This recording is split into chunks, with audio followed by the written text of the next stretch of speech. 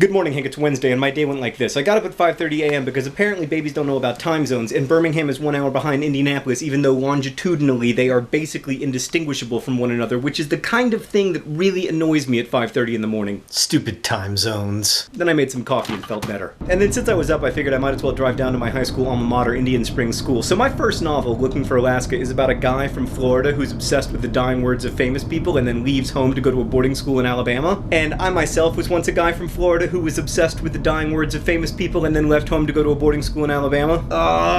Traffic jam. It took me like half an hour to get through this, but you're gonna get through it instantaneously. Anyway, Looking for Alaska is fictional, but the setting really isn't. The school in the book is called Culver Creek, but it is almost inch for inch the same place that Indian Springs School was in 1995. So it's always a little weird to go back because there's the interstate exit, and there's Sunny Convenience Kiosk, and there's Coosa Liquors where they catered to your spiritual needs, and here is the Swan, and the octagonal cafeteria, and the beautiful view from the classroom windows, and here is the swing where Alaska and Miles have their first conversation, where Alaska tells Miles the last words of Simone Bolivar. Damn it!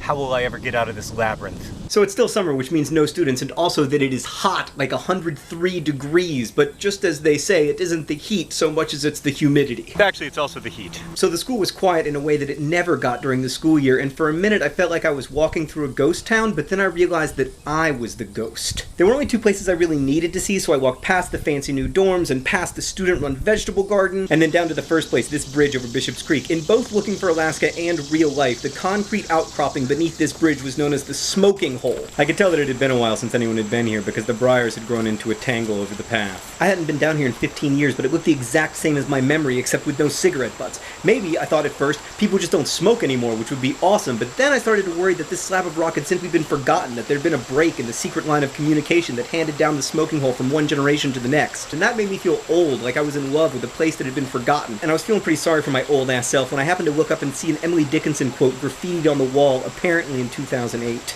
Well, you can imagine the nostalgia, Hank, down there where I had loved and lost, staring down at this creek that ran through my adolescence, feeling comforted by the knowledge that our legacy was well maintained by the students of today with their Dickinsonian graffiti, and I'm walking back up at the very pinnacle of this fit of sentimentality, and then BAM! Stung by a bee. Bee sting, bee sting, bee sting, ow! Oh, that hurts.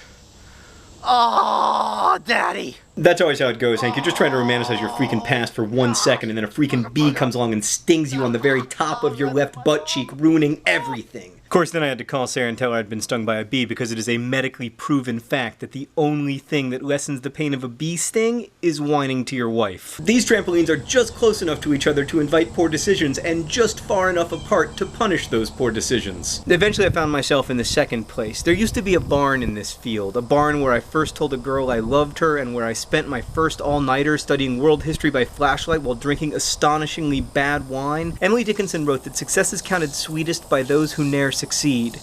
And so too, youth is counted sweetest by those who are no longer young. Nostalgia is inevitably a yearning for a past that never existed, and when I'm writing, there are no bees to sting me out of my sentimentality. For me at least, fiction is the only way I can even begin to twist my lying memories into something true. Hank, I'll see you on Friday.